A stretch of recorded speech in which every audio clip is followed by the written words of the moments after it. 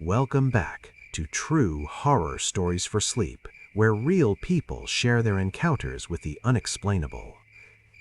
I'm your host, Studio, and tonight we're taking you into the wilderness.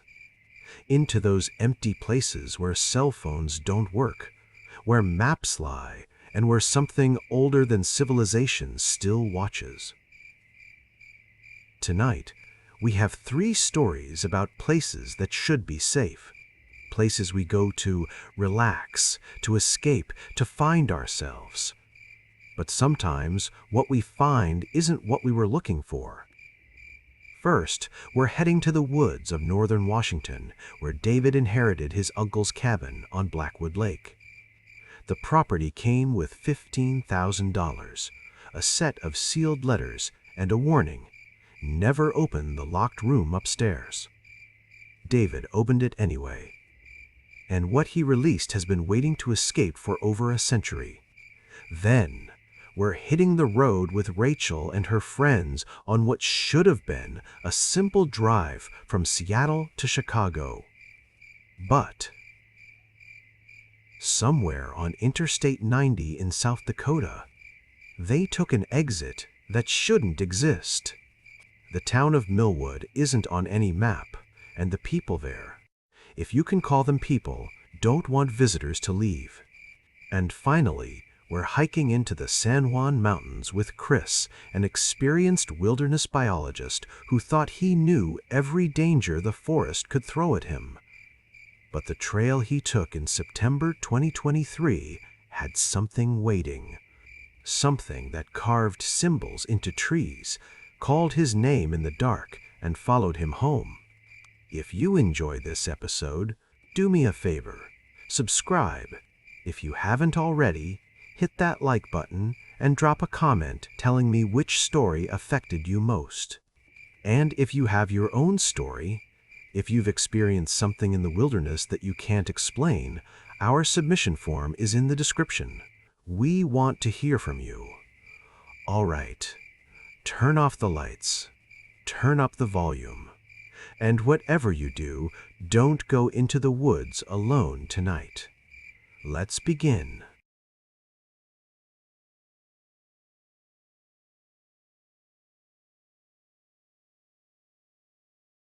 I inherited my uncle's cabin when he died in 2019. I wish I'd let it rot into the ground instead of spending even one night there. Some places are empty for a reason. Some doors should stay locked, and some families have secrets that should die with them. My name is David. I'm 34 years old, and I'm a high school history teacher in Portland. I'm telling you this because I want you to know I'm not some paranoid conspiracy theorist or attention seeker. I'm a rational person. I believe in science, evidence, and logical explanations. But what happened at that cabin in the fall of 2022 broke something fundamental in my understanding of reality. And I need to tell someone before the memories drive me insane. My Uncle Gerald wasn't someone I knew well. He was my father's older brother, a recluse who'd lived alone in the woods of northern Washington for as long as I could remember. The family didn't talk about him much.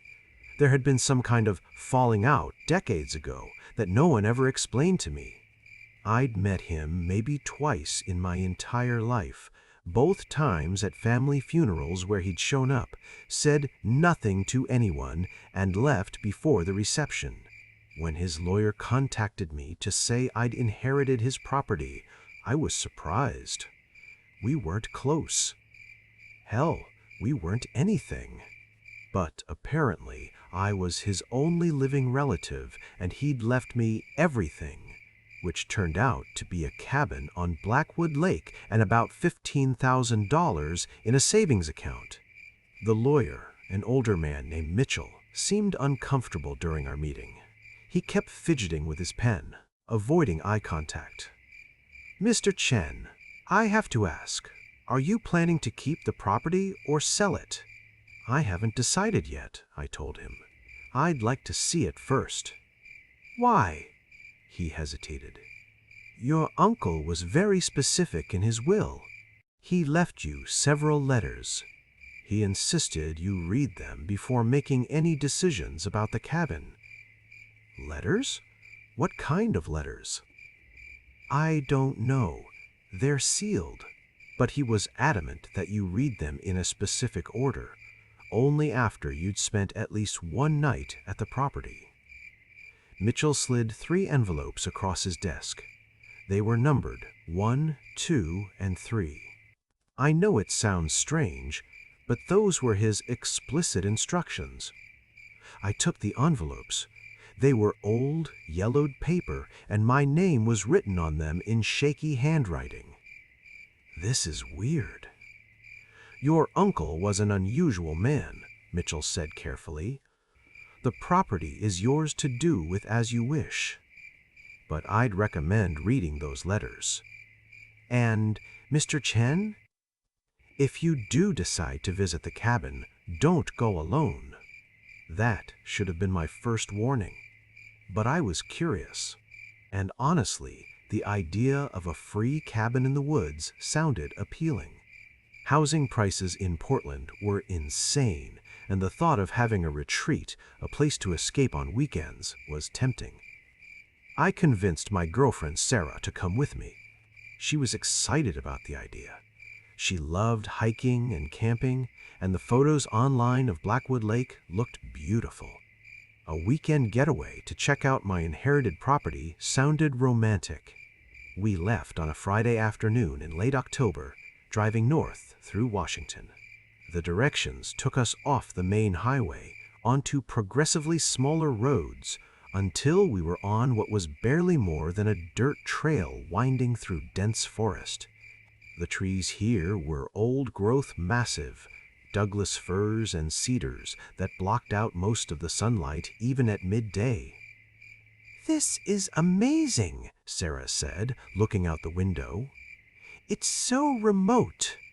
"How did your uncle even get supplies out here?" "I don't know. The lawyer said he barely left the property for the last 15 years. 15 years alone in the woods? That's intense." We drove for another 20 minutes before the cabin came into view. It sat on a small rise overlooking Blackwood Lake, which stretched out dark and still behind it. The cabin itself was larger than I'd expected. 2 stories, built from rough-hewn logs that had weathered to a dark gray. There was a covered porch across the front and a stone chimney on one side. It looked solid, well-maintained even, but there was something oppressive about it. Maybe it was the way the trees crowded close on 3 sides, or how the lake behind it was so perfectly still it looked like black glass. Or maybe it was the complete silence. No birds, no insects, nothing. "It's a little creepy," Sarah admitted as we pulled up, "but in a cool way. Very horror movie aesthetic." If only she'd known how right she was. We unloaded our bags and supplies. The front door was locked, but the lawyer had given me a key. An old iron key that looked like something from 100 years ago. It turned smoothly in the lock, and the door swung open with a long creak. The interior was dim, all the curtains drawn. I found a light switch and flipped it. Nothing happened. "No electricity?" Sarah asked.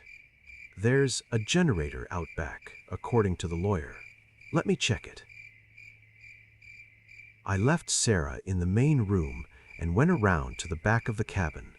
The generator was there, a newer model that looked out of place against the aged cabin. I got it started after a few tries, and I heard Sarah call out that the lights had come on. When I came back inside, I got my first real look at how my uncle had lived. The main room was a combination living area and kitchen. There was a wood stove, a worn couch, a table with 2 chairs. But what struck me immediately was the books. There were hundreds of them, maybe thousands, lining shelves that covered every available wall space. Books stacked on the floor, on the table, on the counters. And they weren't novels or normal reading material. They were all about the occult, folklore, demonology, ancient religions. Titles like The Lesser Key of Solomon, Damona Latreia, The Book of Abramelin. Your uncle was into some heavy stuff, Sarah said, picking up a book called Protective Wards and Sigils. She opened it and immediately closed it again, her face pale. That's disturbing. What is it? There are illustrations of rituals. I don't want to look at it. I took the book from her and flipped through it. She was right. The drawings were graphic and disturbing, showing figures conducting ceremonies that looked like torture. I put the book down quickly. Maybe he was just interested in folklore, I said, trying to rationalize it. Like an academic interest. But even as I said it, I didn't believe it. There was something obsessive about the collection, something that went beyond casual interest. We explored the rest of the cabin. Upstairs were 2 bedrooms and a bathroom. One bedroom was clearly where my uncle had slept. A simple bed, a dresser, more books. The other bedroom was locked. Why would he lock an interior door? Sarah asked. I don't know. I tried the key that had opened the front door, but it didn't fit. We can check it out tomorrow. Let's just get settled for tonight. We made dinner on the wood stove. The cabin had propane for cooking, which was a relief. As darkness fell outside, the silence became even more oppressive. We were used to city noise, traffic, neighbors, the ambient sound of urban life. Here, there was nothing. Just an absolute, pressing silence that made my ears ring. I don't hear any animals, Sarah observed as we ate. No owls, no coyotes, nothing. Isn't that weird for the woods? She was right. The silence was unnatural. But I didn't want to admit how unsettling I found it. After dinner, I remembered the letters. The lawyer had said I needed to spend one night at the cabin before reading them, and, technically, we'd done that. I pulled out the first envelope. What's that? Sarah asked. Letters from my uncle. The lawyer said I had to read them after staying here. That's ominous. What does it say? I opened the first envelope. The letter inside was written in the same shaky handwriting as the envelope. David. Dave. If you're reading this, I'm dead and you've inherited a burden. I'm sorry to pass on to you. I had no choice. It has to stay in the family. It has to be contained. By now, you've noticed the locked room upstairs. Do not open it. Under any circumstances, do not open that door. What's inside must remain sealed. Us. I know you'll be curious. I know you'll want to know what I'm hiding. But some knowledge comes with a price. Some doors, once opened, can't be closed again. Puh. I've lived with this for 43 years. I've kept it contained. Now that responsibility falls to you. I read the letter out loud to Sarah. When I finished, we sat in silence for a moment. Okay, that's officially creepy, she said. What do you think is in the locked room? I don't know. Maybe he was just paranoid. The lawyer said he was unusual. Or maybe there's something actually dangerous in there, like chemicals or something. That seemed like a reasonable explanation. More reasonable than the alternative, that my uncle was warning me about something supernatural. We should check it out, Sarah said. What if there's something hazardous? What if that's why he locked it? I didn't want to. Something about that letter, about the desperate tone of it, made me want to respect my uncle's wishes. But Sarah had a point. If there was something dangerous in that room, we needed to know. "Tomorrow," I said. "It's late. Let's just get some sleep and deal with it in the morning." We went upstairs to the main bedroom. The bed was old, but comfortable, the sheets clean. The lawyer had arranged for someone to air out the place before our arrival. I was exhausted from the drive and the stress of the day, and I fell asleep quickly. I woke to the sound of knocking. It was rhythmic, deliberate. 3 knocks, pause, 3 knocks, pause, over and over. It was coming from downstairs. I checked my phone. 2047 a.m. Sarah was still asleep beside me. The knocking continued. 3 knocks, pause, 3 knocks. I remembered my uncle's letter. If you hear knocking at night, do not answer. Do not look. But it could be someone who needed help. We were miles from anywhere. What if someone's car had broken down? What if they were hurt? The knocking came again, more insistent now. I got out of bed carefully, trying not to wake Sarah. I crept to the bedroom door and opened it slightly, peering out into the dark hallway. The knocking was definitely coming from downstairs, from the front door. I made my way down the stairs, my heart pounding. The main room was dark, except for the moonlight filtering through the windows. I approached the front door, staying to the side so I could peer out the small window without being directly in front of it. There was someone standing on the porch. It was a woman, or at least it had the shape of a woman. She was tall, impossibly tall, at least 7 feet.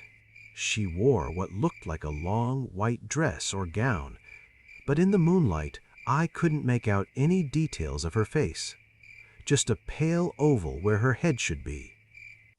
She raised her hand and knocked again, 3 times, deliberately. I stood frozen, watching her. She didn't move otherwise, didn't try the door handle, just stood there and knocked. 3 times. Pause. 3 times. And then she turned her head, and even though I couldn't see her face, I knew she was looking directly at me through the window, looking at me with something that wasn't human. I stumbled backward, my hand over my mouth to keep from making a sound. The knocking stopped. I waited in the darkness, barely breathing, for what felt like hours. Finally, slowly, I crept back to the window and looked out. The porch was empty. I went back upstairs, my legs shaking.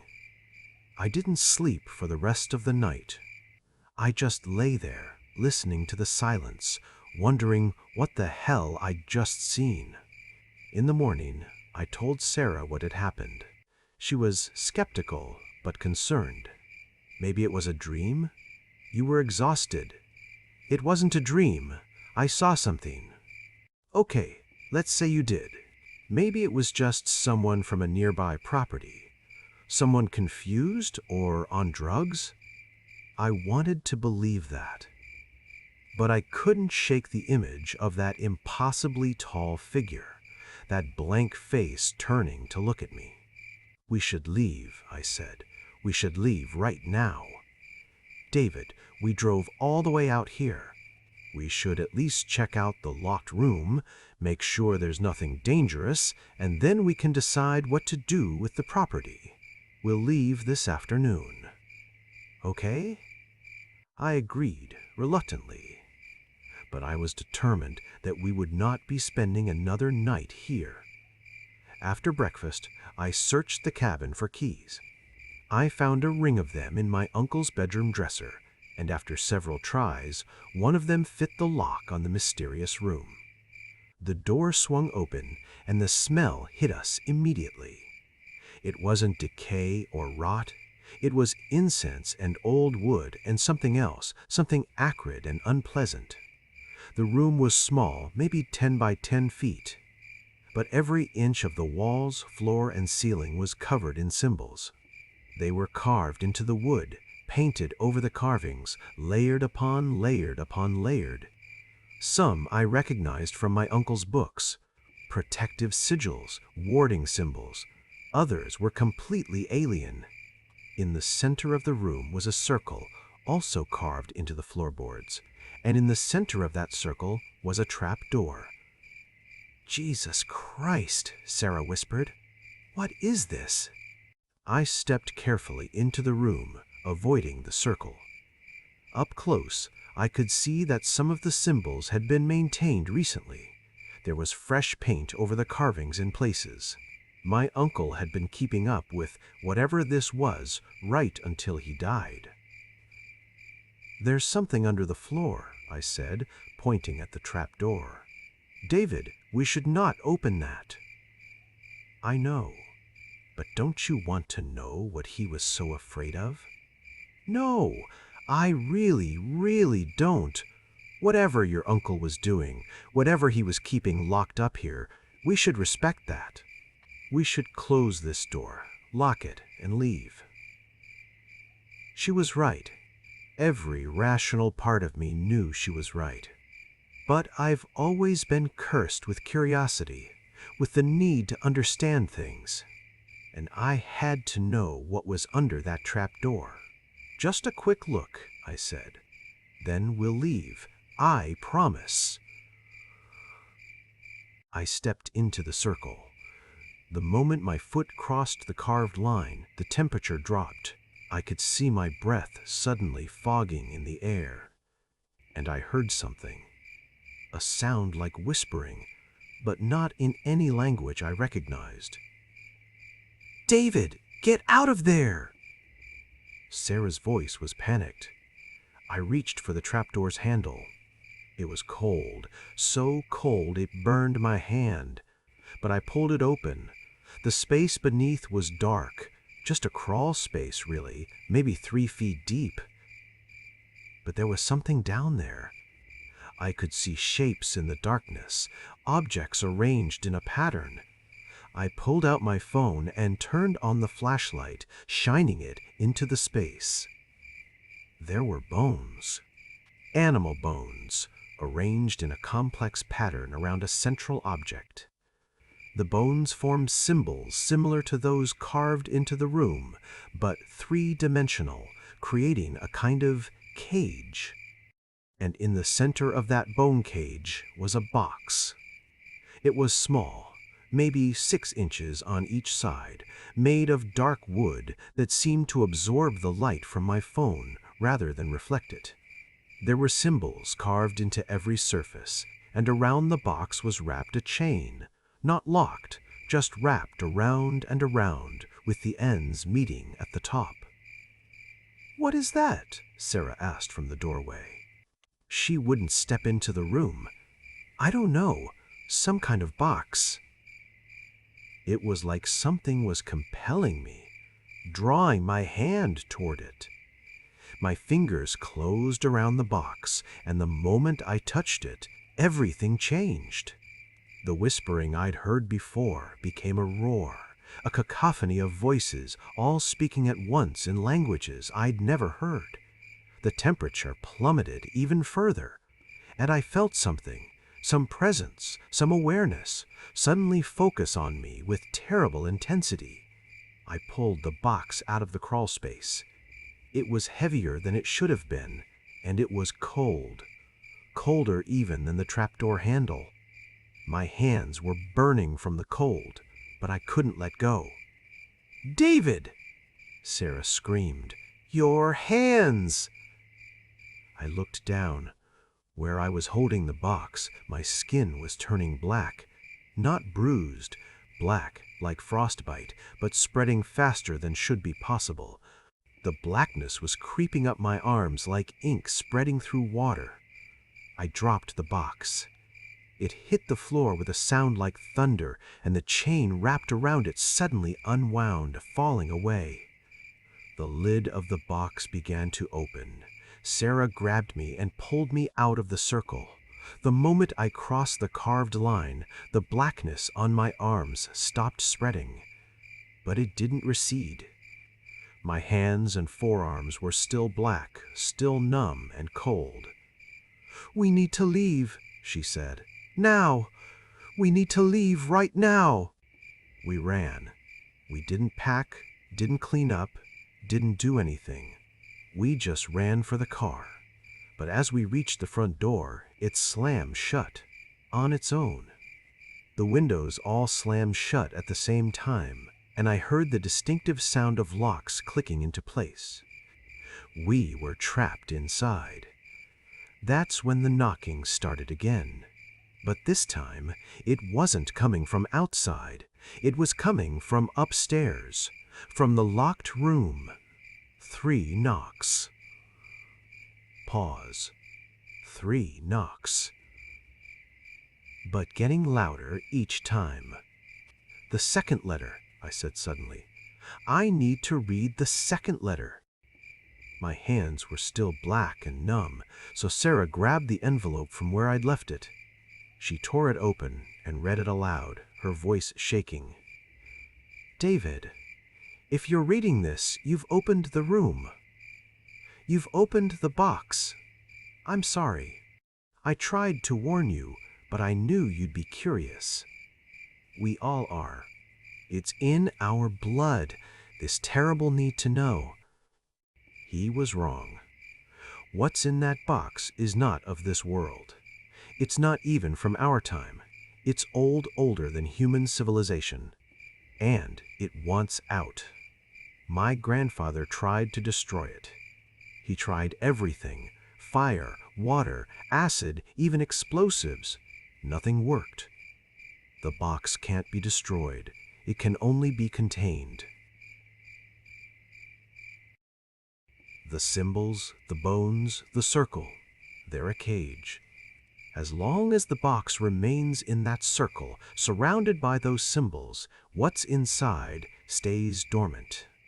But if the box is removed, if the chains come loose, then the thing inside begins to wake.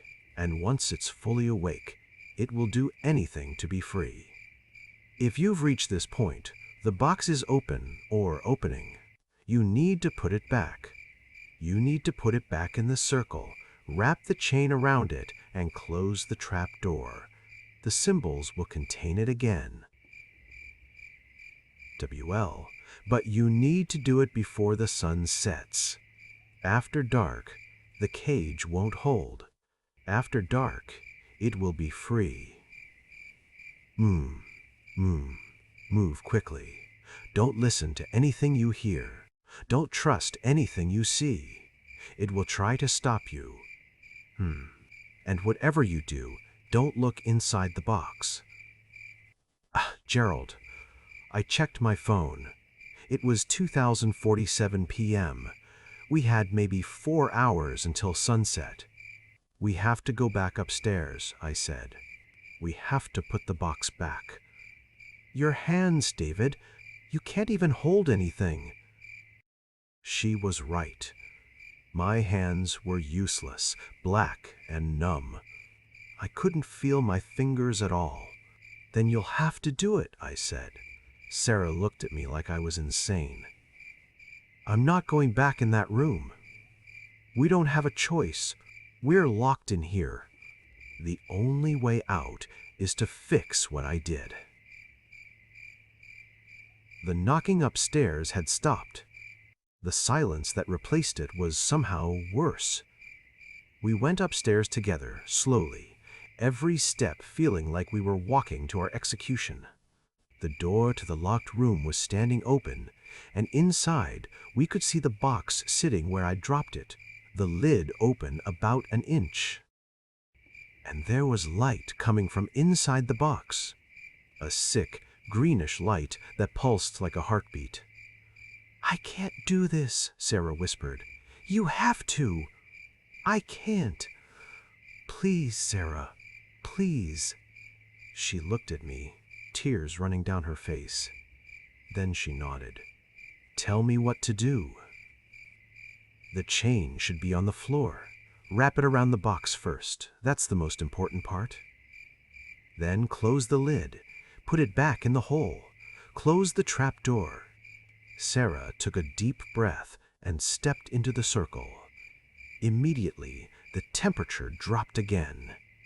The whispering started, louder than before, and I could swear I heard words in English mixed in with the other languages. Words like free and out, and finally. Sarah picked up the chain with shaking hands. It was heavy, made of some dark metal I didn't recognize. She started wrapping it around the box, and as she did, the light inside grew brighter, more agitated. The lids suddenly flew fully open. Sarah screamed and stumbled backward, but she kept hold of the chain. I couldn't see what was inside the box from where I stood, but I saw Sarah's face, saw the absolute horror that appeared there, saw her eyes go wide and her mouth open in a silent scream. "Don't look at it!" I shouted. "Close the lid! Close it now!" She wasn't moving. She was just staring into the box, frozen, the chain dangling from her hands. And I saw something, a shadow, or maybe less than a shadow, something that was the absence of light beginning to drift up from the box like smoke. I did the only thing I could think of. I ran into the circle, grabbed Sarah, and physically turned her away from the box. The moment she wasn't looking at it, she came back to herself, gasping and sobbing. "What was it?" I asked. "What did you see?" "Everything," she whispered. "I saw everything, every moment, every possibility, every horror. I saw the world ending. I saw things I don't have words for. David, we can't let it out. We can't." Together, using my useless black hands and her shaking ones, we forced the lid of the box closed. The moment it shut, the light went out, and the shadow that had been rising from it dissipated. Sarah wrapped the chain around the box, around, and finally tied it. Though I don't know how she managed, her hands were shaking so badly. Then we carefully lowered the box back into the crawlspace, back into its cage of bones, and closed the trapdoor. The moment the trapdoor shut, the windows and doors throughout the house unlocked with a loud click. The oppressive feeling lifted slightly. We stood there in the circle, holding each other, both of us crying. "We need to leave," Sarah said. "Right now. We need to leave and never come back." We ran downstairs and out to the car. As we pulled away, I looked back at the cabin one last time, and I swear I saw a figure standing in the upstairs window, too tall to be human, too still to be alive. We drove straight back to Portland, stopping only for gas. We didn't speak. Sarah just drove, her knuckles white on the steering wheel, while I sat in the passenger seat trying not to look at my blackened hands. At the hospital, the doctors couldn't explain what had happened to my arms.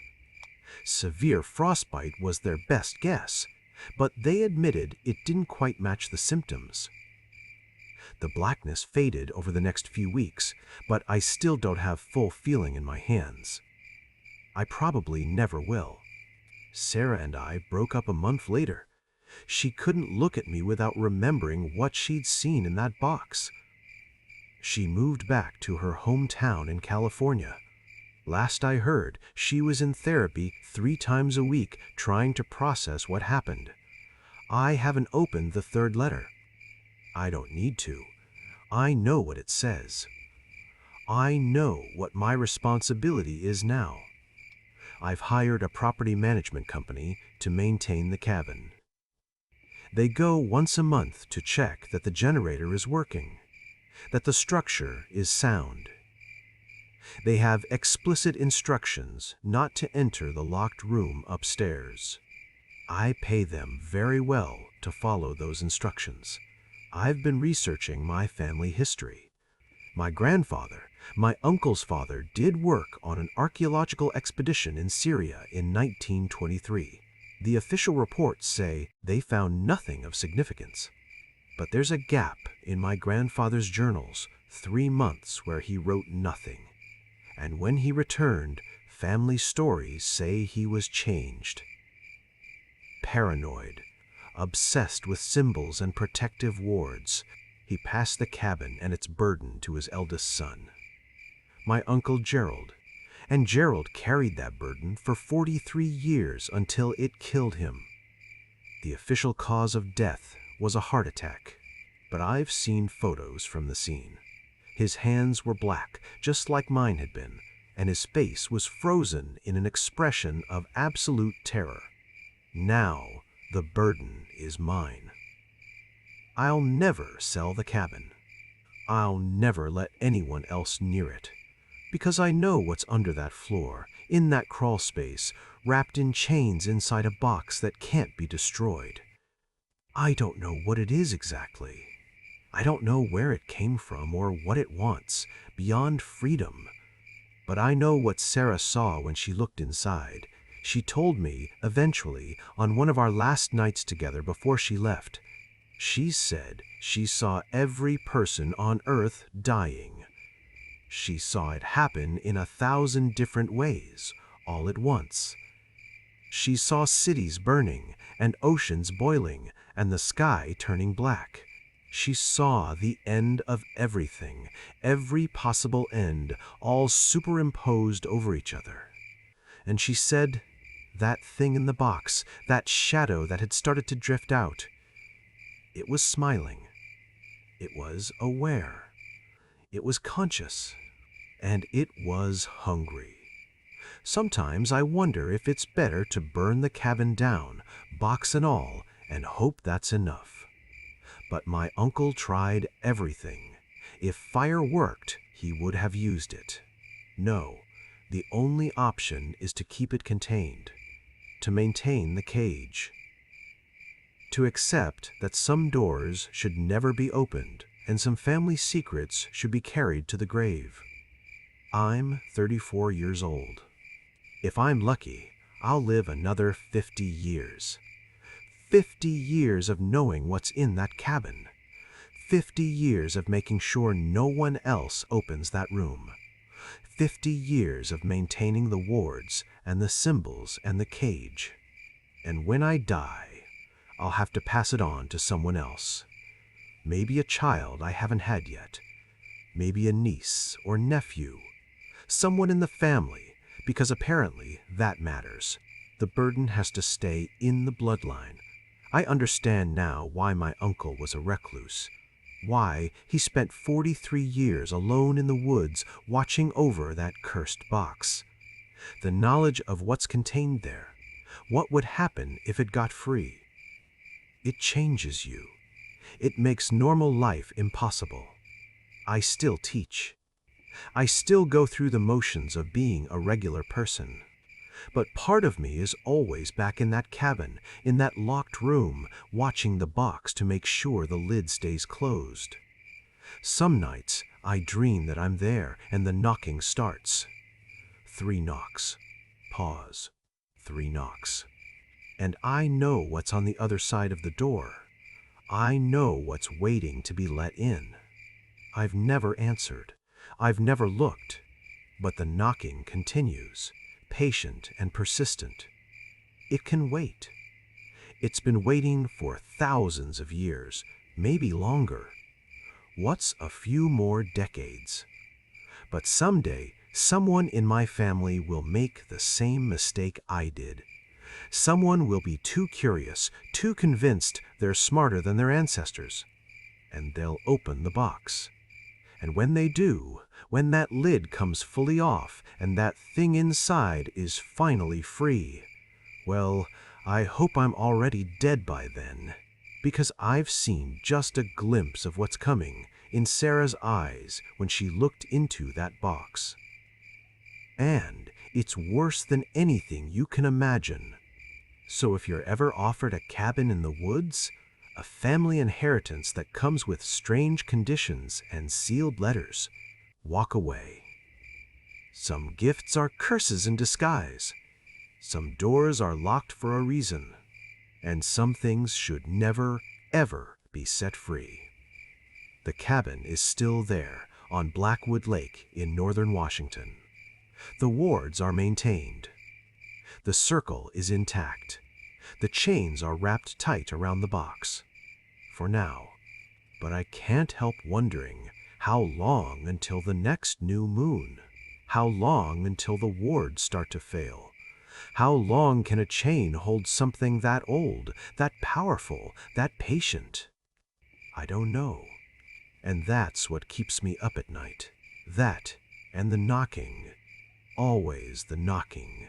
3 times, pause, 3 times. It's coming from inside my head now, from inside my dreams.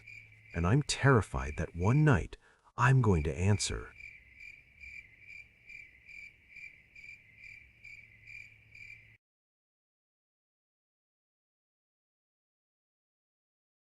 I'm a software engineer.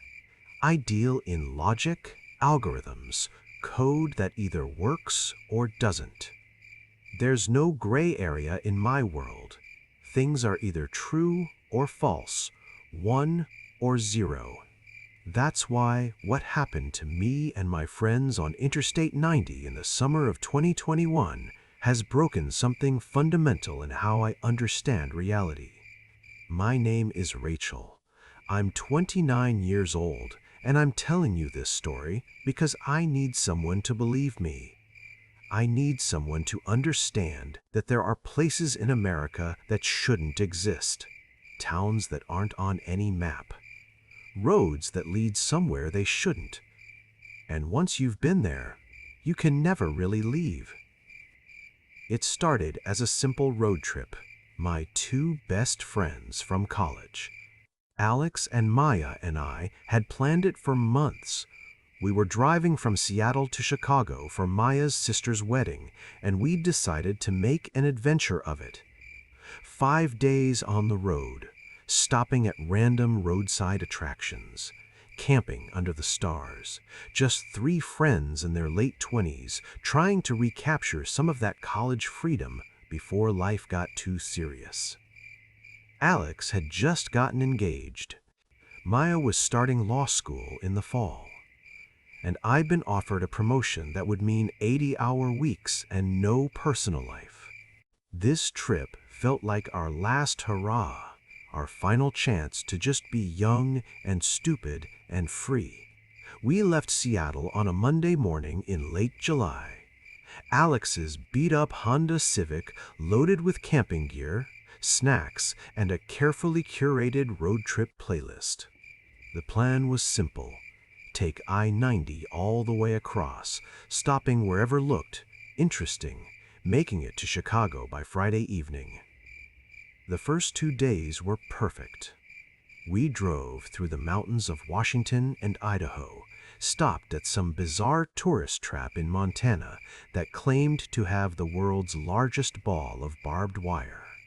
Camped under stars so bright, they hurt to look at. We laughed until our stomachs hurt, sang off-key to songs from college, and felt like nothing bad could ever touch us. Then came Wednesday. We'd crossed into South Dakota that morning, driving through the endless plains that stretched out in every direction. The landscape was hypnotic in its emptiness. Just grass and sky, farms and silos, small towns that appeared and disappeared like mirages. Around 2 in the afternoon, we started looking for a place to stop for lunch. We'd been driving for 4 hours straight, and everyone was getting restless. But this stretch of I-90 was particularly desolate. No exit ramps, no signs for food or gas, just the highway stretching endlessly ahead. "How is there nothing out here?" Maya complained from the back seat. "We're in America. not the Sahara. There's got to be a town soon, Alex said, checking the GPS on her phone. The map shows. Wait, that's weird. What? I asked. I was driving, so I couldn't look at the phone. The GPS just glitched. All the roads disappeared for a second and then came back. Probably just losing signal out here. We drove for another 20 minutes. Still no exits, no signs of civilization. And then, finally, we saw a billboard. It was old, the paint faded and peeling, but the message was clear. Welcome to Millwood, population 247, next exit. Thank God, Maya said. I'm starving. The exit appeared about a mile later. There was no exit number, no other signs, just a small off-ramp leading to a 2-lane road that disappeared into the distance. We took it. The road was in bad shape, cracked asphalt with weeds growing through it. It wound through empty fields for about 3 miles before we saw the first buildings. Millwood appeared gradually, like it was materializing out of the heat shimmer rising from the road. First, a few scattered houses, then a gas station, then what looked like a small downtown area.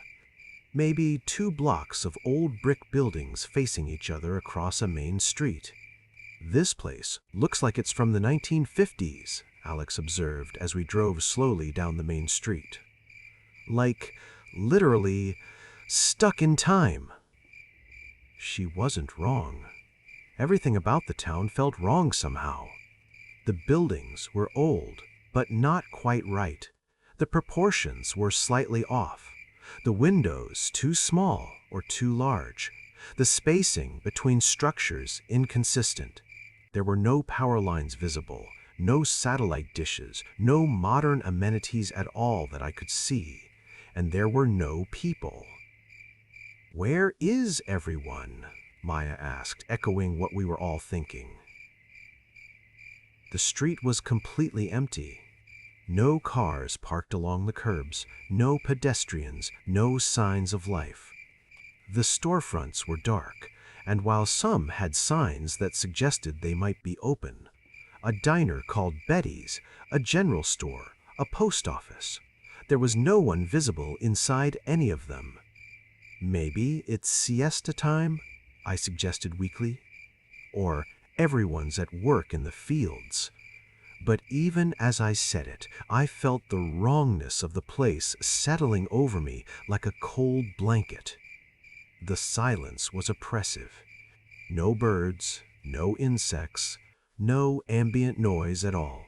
Just the sound of our car engine and our own breathing. Let's just get food and gas and get out of here, Alex said. This place is giving me the creeps. We pulled up in front of the diner. Through the large front windows, we could see tables and chairs, a counter with stools, but no people. The open sign was lit up, though, so we got out of the car. The moment I stepped onto the sidewalk, the wrongness intensified. The air felt thick, harder to breathe, and the temperature was off. It had been 90 degrees on the highway, but here it felt more like 70, cool enough that I wished I had a jacket. You guys feel that? Maya asked. It's freezing. We walked to the diner door. I tried the handle and it opened easily. A bell above the door should have chimed, but it didn't. It just hung there, silent. Inside, the diner looked exactly like you'd expect. A small-town diner to look. Red vinyl booths, checkered floor, a jukebox in the corner, chrome fixtures behind the counter. But everything was slightly dusty, slightly faded, like no one had been here in years. "Hello?" Alex called out. "Anyone here?" No response, just the echo of her voice in the empty space. We walked further inside. On one of the tables, there was a plate of food, eggs, bacon, toast. A cup of coffee sat next to it, steam rising from the surface. "That's fresh," Maya whispered. "That coffee is hot. Someone was just here." "Hello?" I called out again, louder this time. "We're not here to cause trouble. We just need some food and directions." A door at the back of the diner, presumably leading to the kitchen, was slightly ajar. I walked toward it, my heart pounding. Every instinct was telling me to get back in the car and drive away, but curiosity pushed me forward. I pushed the door open and looked into the kitchen. It was empty, but like the dining area, it looked recently used. The grill was on, still hot. There was food in mid-preparation. Diced vegetables on a cutting board, an open carton of eggs. "This doesn't make sense," Alex said from behind me. "Where did everyone go?" That's when we heard it. A sound from somewhere outside, distant but clear. It sounded like singing, or maybe chanting. Multiple voices, harmonizing in a way that didn't quite sound human. "What the hell is that?" Maya asked, her voice tight with fear. We left the diner quickly, the bell above the door remaining stubbornly silent as we exited. Outside, the street was still empty, but the sound was clearer now. It was coming from somewhere behind the buildings, maybe a few blocks away. "We should go," I said. "We should get in the car and leave right now." "Wait," Alex said, pointing down the street. "Look!" At the far end of the main street, maybe 3 blocks away, a figure had appeared. A person standing perfectly still in the middle of the road, facing us. "Finally, someone," Maya said, starting to walk toward the figure. "Maybe they can tell us what's going on." "Maya, wait." I reached for her arm, but she'd already walked several steps away. The figure didn't move. Even from this distance, something about it looked wrong. The proportions were off, like with the buildings. Too tall, or maybe too thin, or maybe both. Maya stopped walking. "Hello?" she called out. "Can you help us?" The figure took a step toward us. Then another. It was moving, but not quite walking. It was more like gliding, its feet not quite making contact with the ground in the right way. "Get in the car," Alex said urgently. "Get in the car now." We ran back to the Honda, piled in, and I started the engine. As I put it in reverse, I looked back at the figure. It had moved closer, impossibly fast. It was only 1 block away now, and I could see it more clearly. It looked like a person. It had the shape of a person. But something about the face was wrong. The features were there, but arranged incorrectly, like someone had described a human face but had never actually seen one. I threw the car into drive and floored it, heading back the way we'd come. In the rearview mirror, I saw the figure standing in the middle of the street, watching us go. And then, horribly, it raised one arm and waved. A slow, deliberate wave, like it was saying goodbye to old friends. We drove back down the main street, past the dark storefronts, heading for the road that had brought us into town. The singing sound had gotten louder, and I could see where it was coming from now. Behind the buildings, in what must have been the residential area, there were people. Dozens of them, maybe 100, all standing in a circle in what looked like the town square. They were all facing inward, toward the center of the circle, and they were all singing that weird, harmonized chant. And as we drove past, they all turned their heads in unison to watch us go. Not one of them stopped singing. "Drive faster," Maya whispered from the back seat. "Please, Rachel, drive faster." I was already going 60 in a 30-mile-per-hour zone, but I pressed harder on the accelerator. The car lurched forward, and we left the town behind, racing down the damaged road toward the highway. Except the highway wasn't there.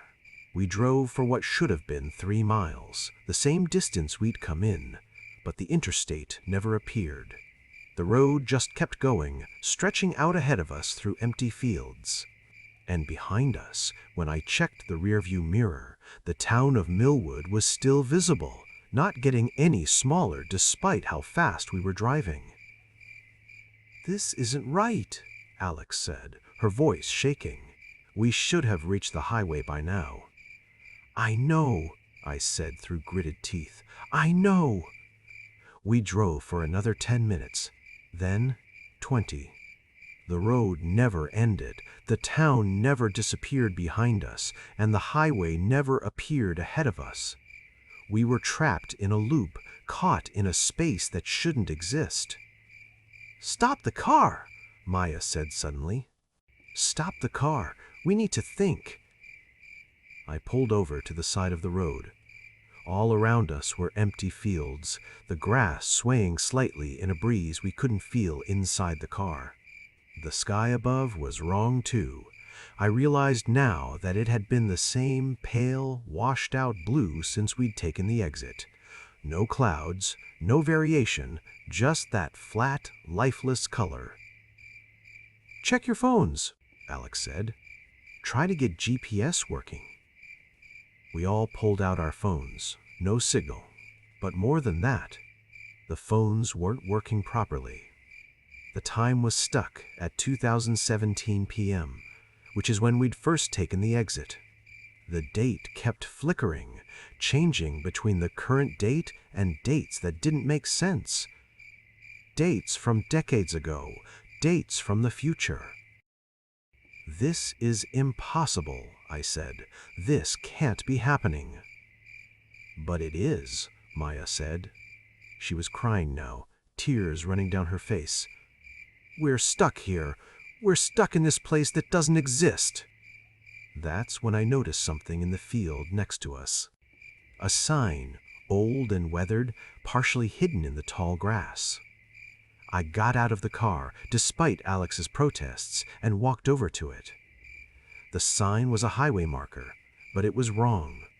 It said, Interstate 90, but the number was painted in a style I didn't recognize, and beneath it, someone had carved words into the wood. "The road goes on forever." "Rachel, get back in the car!" Alex shouted. I turned to look back at them and froze. Because behind our car, maybe 50 yards away, there were people standing in the road. A lot of people. They'd appeared silently, without us hearing them approach. They were just standing there, completely still, all facing our car, and they all had those wrong faces. I ran back to the Honda, jumped in, and started driving, forward, away from the people, deeper into this impossible space. The figures didn't chase us. They just watched us go, standing in perfect silence. We drove for hours. The sun never moved in the sky. The landscape never changed. The road never ended. We passed the same fields, the same fence posts, the same distant tree line over and over again, and every so often we'd see them, the people with wrong faces. Standing by the side of the road, walking across distant fields, always watching, never speaking. "We're going to die here," Maya said at one point. She'd stopped crying and was just staring out the window with empty eyes. "We're going to run out of gas and die here, and no one will ever find us." "No," Alex said firmly. "There has to be a way out. Every system has an exit. We just need to find it." "This isn't a system," I said. "This is. I don't know what this is, but it's not following any rules we understand." That's when Alex noticed something. Rachel, try driving backward, back toward the town. Are you insane? That's where those things are. Just try it. Maybe we need to go back to get out. Maybe we're trying to escape in the wrong direction. It was worth a shot. I turned the car around and started driving back the way we'd come, and immediately things changed. The landscape started to shift. The fields became more detailed, more real. The sky began to show clouds, and after about 5 minutes of driving, we saw it, the town of Millwood ahead of us. But it was different now. The buildings looked more solid, more present. And there were people on the street, lots of people. They were going about their business, walking in and out of stores, driving cars that looked like they were from the 1950s. And they were all looking at us. "Don't stop," Maya whispered. "Whatever you do, don't stop the car." I drove slowly through the town, following the main street. The people on the sidewalks turned to watch us pass, their wrong faces tracking our movement. Some of them smiled, showing too many teeth. Others just stared with those eyes that didn't quite focus right. And then we saw her. A little girl, maybe 8 years old, standing in the middle of the road ahead of us. She looked more normal than the others. Her face was almost right. Her proportions almost correct. She was wearing a faded yellow dress and holding a teddy bear. I slowed down, not wanting to hit her even though every instinct screamed at me to keep going. The girl just stood there, watching us approach. When we were about 20 feet away, she spoke. Her voice was clear, almost musical, but there was something off about the cadence. "You can't leave," she said. "No one leaves Millwood. You're home now." "We don't live here," Alex said through the window. "We're just passing through. Please, we just want to get back to the highway." The girl tilted her head and, for a moment, her face flickered like a bad signal on an old TV, and I saw what was underneath. Something ancient. Something that definitely wasn't human. "Drive," Maya said urgently. "Rachel, drive through her if you have to." I pressed the accelerator, and the girl just smiled as we approached. At the last second, she stepped aside, but as we passed, she reached out and touched the car. Just a brief touch with one small hand. The car shuddered, and something in the engine made a sound like a scream. But we kept going. We drove through the town, past the buildings and the people with wrong faces, past the town square where dozens more of them were gathered, all turning to watch us pass. And finally, blessedly, we saw the road leading out of town. We took it, and this time, after about a mile, the landscape started to look right again. The sky became properly blue. The fields looked normal. And ahead, in the distance, we saw it. Interstate 90, the beautiful concrete ribbon cutting across the prairie. "Oh, thank God," Alex sobbed. "Oh, thank God, thank God." We reached the on-ramp and merged back onto the highway. The moment our tires hit the interstate, everything snapped back to normal. The air pressure normalized. The temperature returned to the summer heat we'd left.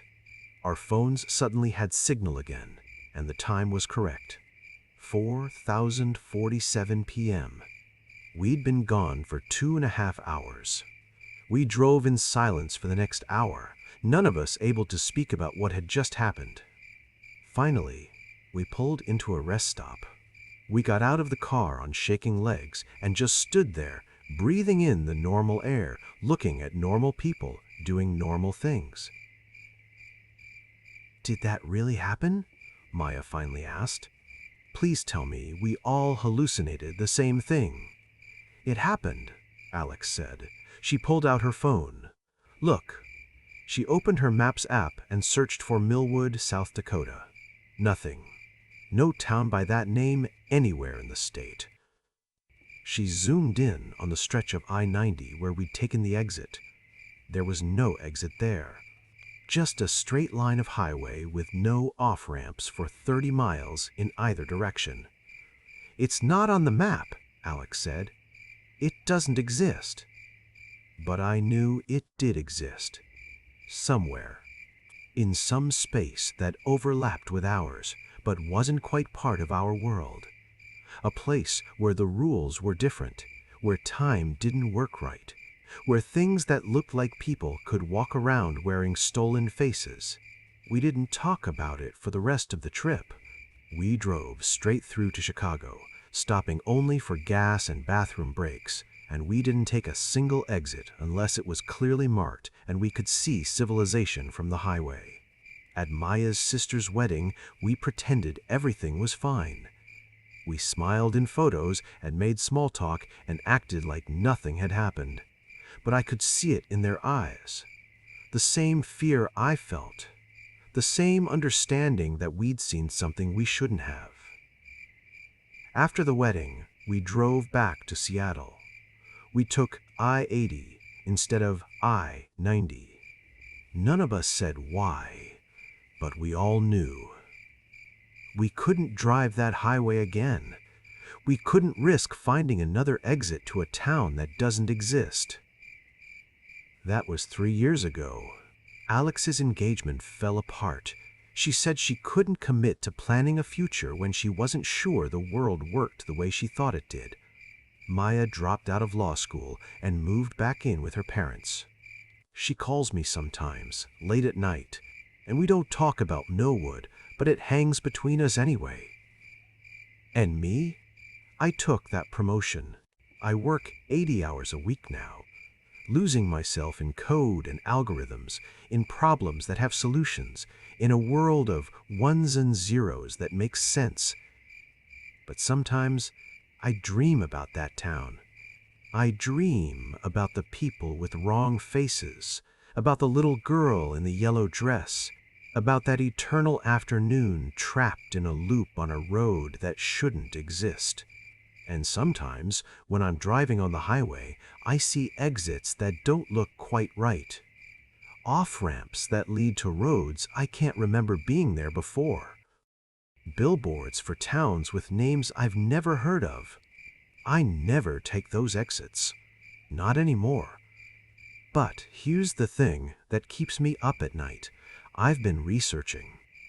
Carefully, quietly, looking through old forums and conspiracy theory websites and reports from people who are dismissed as crazy. And I've found others. Dozens of them. People who took wrong exits and found places that don't exist.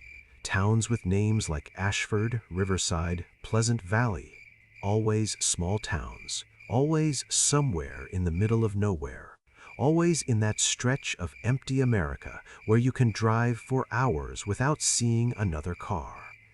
The details vary, but the core experience is the same. Empty streets, wrong faces, impossible loops, and that feeling of being trapped in a space that exists outside normal reality. Some people escaped, like we did. Others weren't so lucky. There are missing persons cases that match the pattern. People who disappeared on cross-country drives, last seen at a rest stop or gas station, never heard from again. And when I look at the locations where they vanished, they're always in those empty stretches, always in places where the map has gaps. I think there are holes in America, places where the fabric of reality is thin, where other things can seep through. And I think whatever runs those places, those towns that don't exist, is getting stronger. The exits appear more frequently now. The billboards are newer, brighter, more tempting. They're hunting, they're collecting, and they're patient. I tried to find that exit again once, about 6 months after the wedding. I drove I-90 through South Dakota, looking for the place where we'd turned off.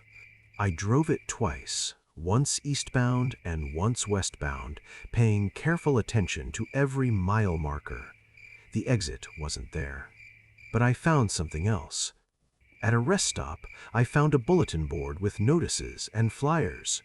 And among them was a missing persons poster. 3 people, 2 women and a man. Last seen 3 days earlier. They'd been on a road trip from Oregon to Minnesota. Their car was found abandoned at a rest stop, with the engine still running and all their belongings inside. Like they'd just stepped away and never came back.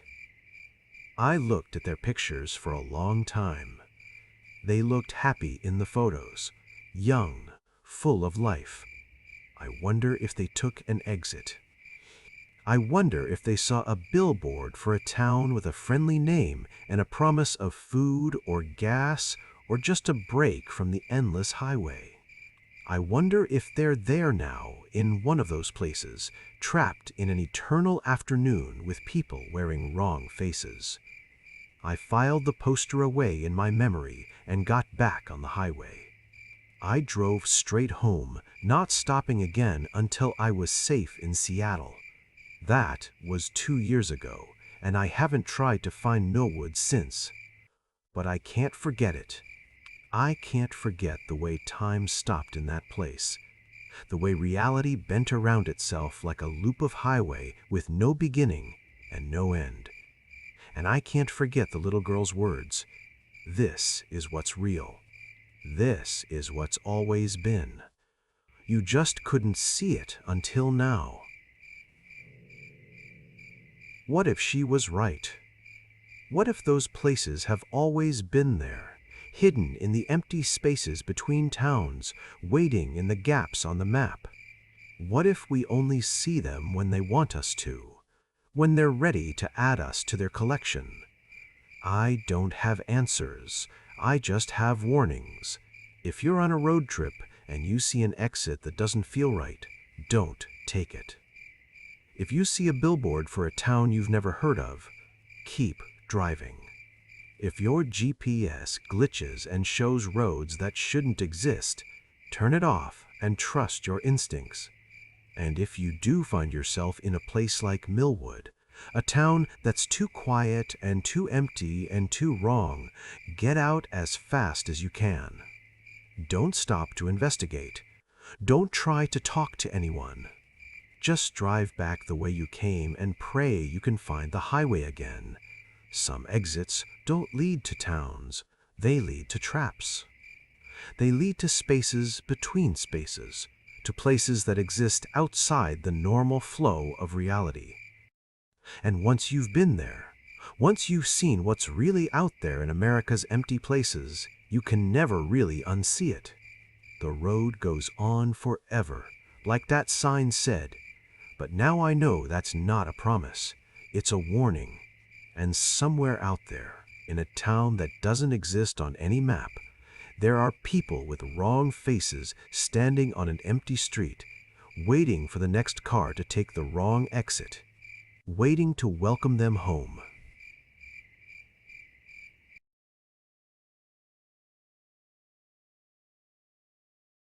I used to be an avid hiker.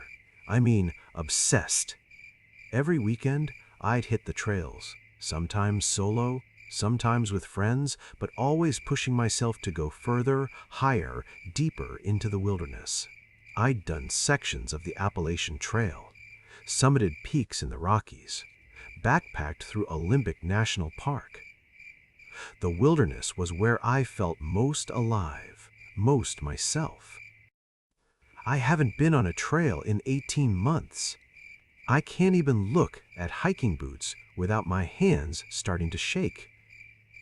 And I will never, ever go into the woods alone again. My name is Chris. I'm 31 years old, and I work as a wildlife biologist.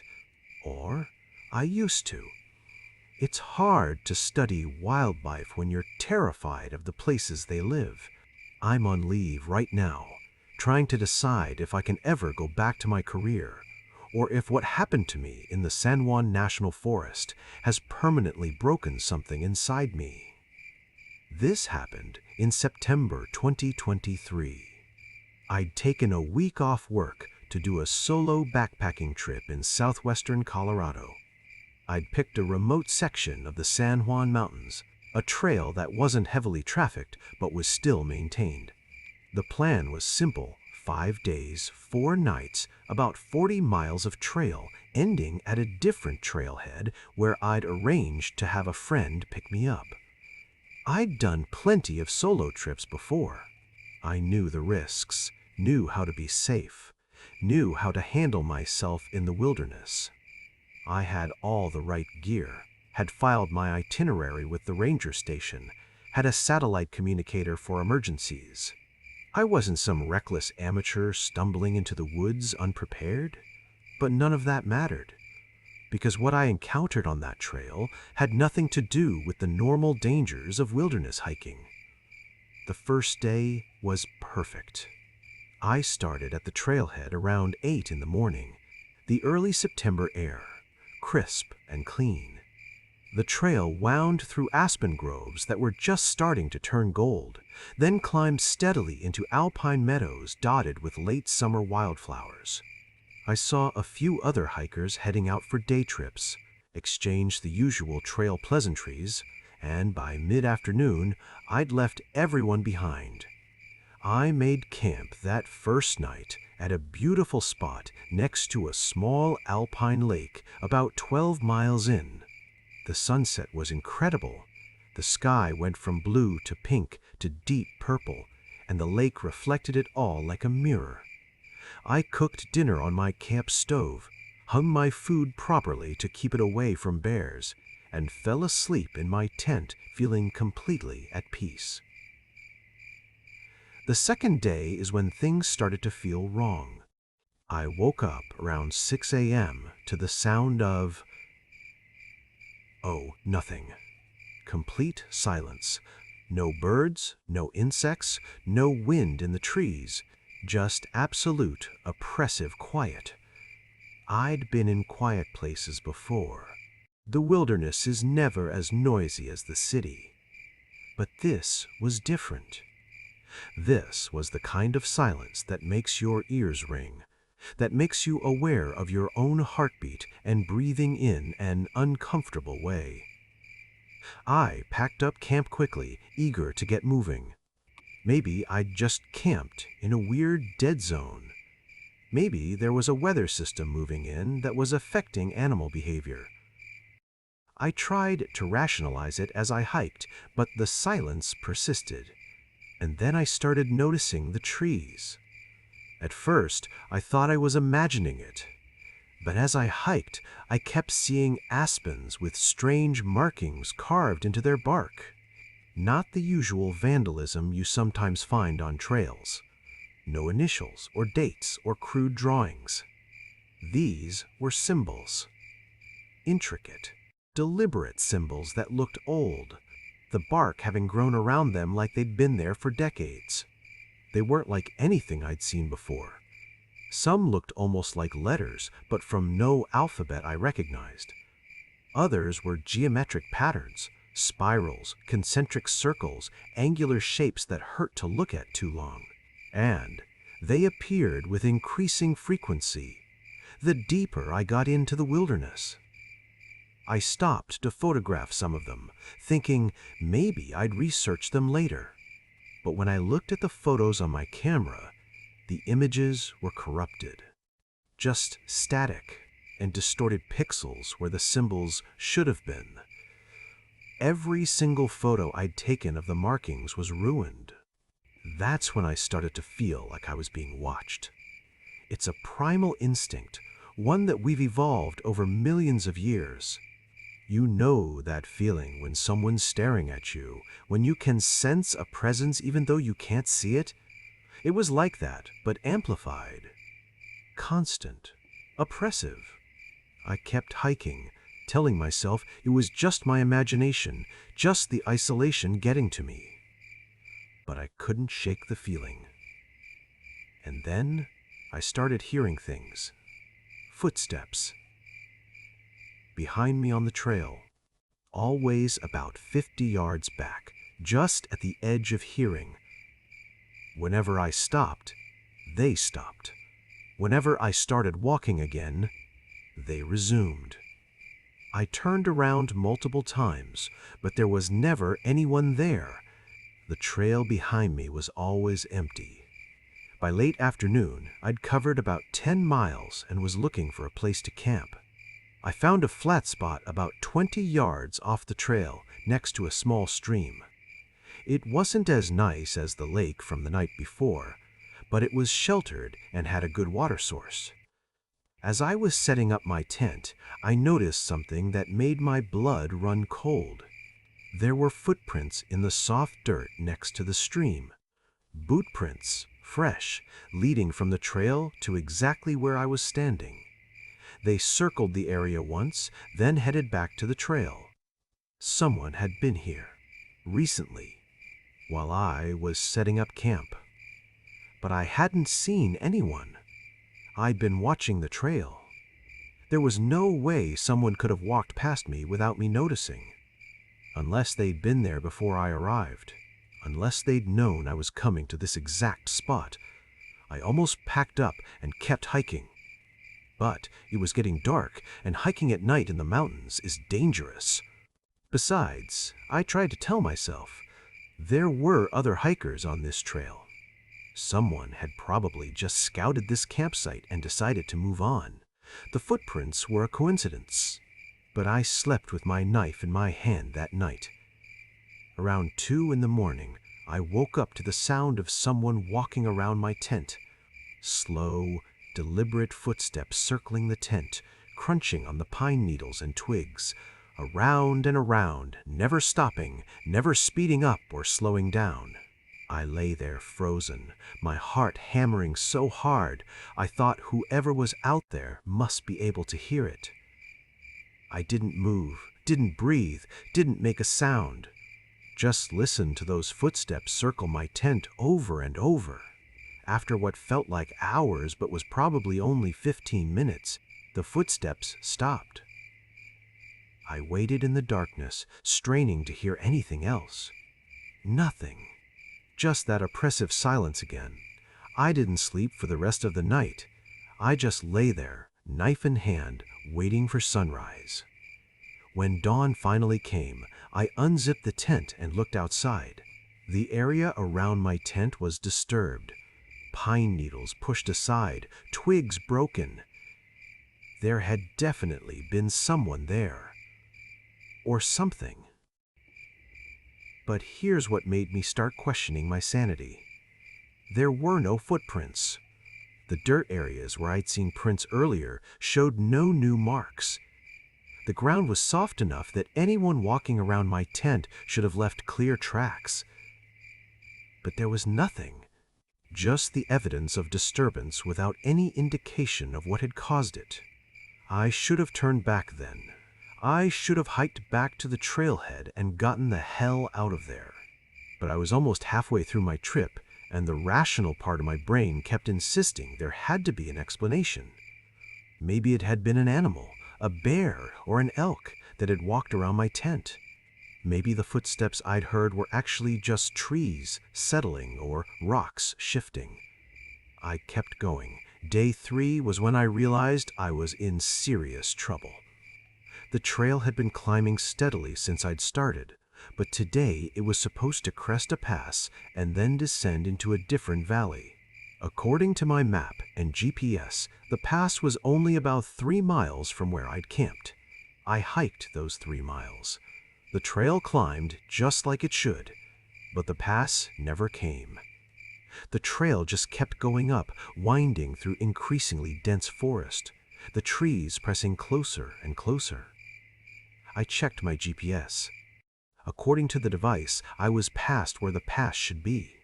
I was in the valley on the other side, but I was clearly still climbing. The topography didn't match. Nothing matched. I hiked for another 2 miles, thinking maybe my GPS was glitching. But the trail just kept ascending, and the forest was getting darker, the trees growing so close together that barely any sunlight filtered through. That's when I noticed the cairns. Cairns are stacks of rocks that hikers use to mark trails, especially above tree line where the path isn't always clear. But I was in dense forest. There shouldn't be cairns here. And these cairns were wrong.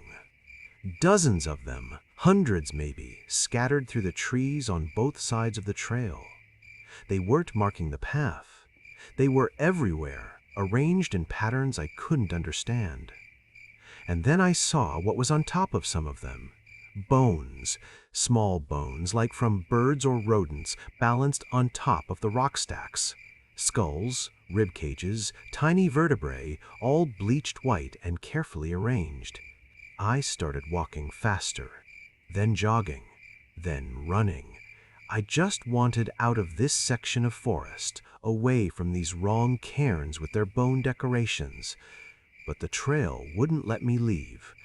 No matter how fast I ran, the scenery never changed.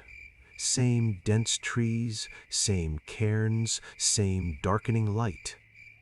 It was like I was on a treadmill, running in place while the forest watched. Finally, exhausted, I stopped. I was breathing hard, my heart racing, and I was more scared than I'd ever been in my life. That's when I heard it. A voice coming from somewhere deeper in the forest, calling my name. Chris. Tile. Chris, where are you? It sounded like my friend Jake, the one who was supposed to pick me up at the end of the trail. But there was something wrong with the voice. The cadence was off, the intonation not quite right, like someone doing an impression of Jake rather than Jake himself. Chris, I've been looking for you. Come here. I need to show you something. I didn't answer. I stood perfectly still, trying to control my breathing, trying to think. The voice came again, closer this time. Chris, are you okay? We need to get off this trail. There's something wrong here. That last sentence almost got me. Because it was true, there was something wrong. And part of me desperately wanted to believe that Jake had somehow come looking for me, that help had arrived. But Jake had no reason to be on this trail. I wasn't supposed to meet him for 2 more days, and at a completely different location. There was no way he could be here. I pulled out my satellite communicator and tried to send an SOS. The device powered on but couldn't find any satellites. The screen just showed, searching, searching, searching, search. Just follow my voice. The voice was very close now, maybe 20 yards away, just beyond the nearest trees. And I realized that whatever was out there, it wanted me to go deeper into the forest, wanted me to leave the trail. Every survival guide, every piece of wilderness wisdom I'd ever learned, screamed the same thing: stay on the trail, no matter what. If you're lost, if you're scared, if you're confused, stay on the trail. So I did the only thing I could think of. I turned around and started walking back the way I'd come. Not running this time, but walking with purpose, eyes forward, refusing to look at the cairns or listen to the voice. Chris! Wait! Don't leave! Chris! The voice was getting angry now, losing its pretense of being human. The words started to overlap, like multiple voices speaking at once, none of them quite in sync. I kept walking, step after step after step, ignoring the voice, ignoring the cairns, ignoring the way the trees seemed to lean inward like they were trying to block my path. And then, suddenly, I was out of it. The trees opened up. The light brightened, and I was in a normal alpine meadow. I turned around and looked back at the forest I'd just emerged from. It looked completely normal. Just regular trees, no cairns visible, no oppressive darkness. Like that nightmare section had never existed. I checked my GPS. According to it, I'd hiked in a perfect straight line. I'd never gone in circles, never gone back on myself. I'd just walked through a section of trail and come out the other side. But I'd been in that dark forest for hours. I set up camp right there in the meadow, in the open where I could see in all directions. I didn't care that it was only 3 in the afternoon. I wasn't going any further. That night, I saw the lights. They appeared around midnight, dozens of them, moving through the forest at the edge of the meadow. They looked like flashlights or headlamps, but they moved wrong, too smoothly, too quickly, sometimes separating and sometimes merging together. And they were getting closer. I sat in my tent, watching through the mesh as the lights circled the meadow. They never entered the open area, just stayed at the tree line, bobbing and weaving. Sometimes they'd stop and seem to focus in my direction, and I'd feel that sensation of being watched intensify to an almost unbearable degree. This went on for hours. The lights circling, me sitting paralyzed in my tent, afraid to move, afraid to sleep, afraid to do anything but watch. Just before dawn, they vanished. All at once, like someone had flipped a switch. The forest went dark, and that oppressive silence settled over everything again. I didn't even bother making breakfast. As soon as there was enough light to see by, I packed up and started hiking back toward the trailhead. I didn't care about completing my trip.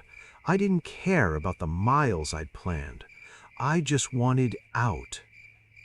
The hike back should have taken 2 days, but the trail had changed. Sections I'd walked through 2 days earlier were different now. The path wound through different terrain, past landmarks I didn't recognize. My GPS was useless, showing my location jumping around randomly, sometimes placing me miles away from where I actually was. But I kept following the trail because at least it was leading downward, away from whatever was up in those mountains. I hiked for 12 straight hours. No breaks except to filter water. No food, even though I was starving. I just walked, putting one foot in front of the other, desperate to reach civilization. As the sun was setting, I finally saw it. The parking lot where I'd started 4 days earlier. My truck was still there, exactly where I'd left it. I've never been so happy to see a vehicle in my life. I threw my pack in the back, got in, and drove. I didn't stop until I was back in Boulder, in my apartment with the door locked and every light turned on. The next day, I went to the ranger station to report what had happened. I tried to explain about the symbols on the trees, the cairns, the voices, the lights. The ranger listened politely, but I could see the skepticism in his eyes. Sometimes the isolation can play tricks on your mind, he said carefully, especially at altitude. Altitude sickness can cause hallucinations. I know what altitude sickness feels like, I said. This wasn't that. He pulled up a map on his computer. Can you show me where you experienced these phenomena? I pointed to the section of trail where things had gone wrong. He frowned. That's interesting. We've had 3 other reports from that area in the past 6 months. Hikers reporting feeling watched, hearing voices, seeing unexplained lights. What did you do about it? We hiked the trail ourselves. Didn't find anything unusual. No evidence of any other people in the area. No explanation for the reports. He paused. But we did find something odd. There are tree carvings throughout that section. Really old ones, predating the National Forest designation. We think they might be from indigenous peoples, but they don't match any known tribal markings from this area. The symbols, I said. I tried to photograph them, but the images were corrupted. Electronics do act strangely in that area sometimes. Compass readings get confused, GPS units glitch. We've attributed it to mineral deposits in the rock affecting magnetic fields. But I could tell he didn't entirely believe that explanation. There was something in his eyes, a hint of fear maybe, or at least unease. My advice, he said, is to stick to more popular trails for a while. Let yourself recover from what was clearly a stressful experience. I took his advice, more than he probably intended, because I haven't been on any trail since then. I've tried. I've gotten as far as parking lots, even started down a few trails. But the moment I'm surrounded by trees, the moment I can't see civilization anymore, the panic hits. My heart races, my breathing gets shallow, and I'm back in that dark forest with the cairns and the voice that sounded almost like my friend. I've been in therapy. PTSD, the therapist calls it. We're working on it. But she can't explain what I experienced, can't give me a rational framework that makes it make sense. Because here's what I know, whatever is in those mountains, it's not natural. It's not explained by altitude sickness or isolation or my imagination. It's real, it's aware, and it doesn't want people there. I've done research since then. Deep dives into forums and websites about missing hikers and unexplained wilderness phenomena. And the pattern is there if you know to look for it. There are certain areas, not many, but they exist, where hikers report the same things I experienced, the feeling of being watched, the trails that don't match the maps, the voices calling them deeper into the forest, the lights at night. And in those areas, there are disappearances. People who went into the wilderness and never came out. Experienced hikers, people who knew what they were doing, people who had all the right gear and training. Sometimes their bodies are found, eventually, but they're always found in places that don't make sense, miles off trail in terrain they'd have had no reason to cross, or curled up in impossible positions like they were trying to hide from something, or with expressions of absolute terror frozen on their faces. Sometimes they're never found at all. I think I was lucky.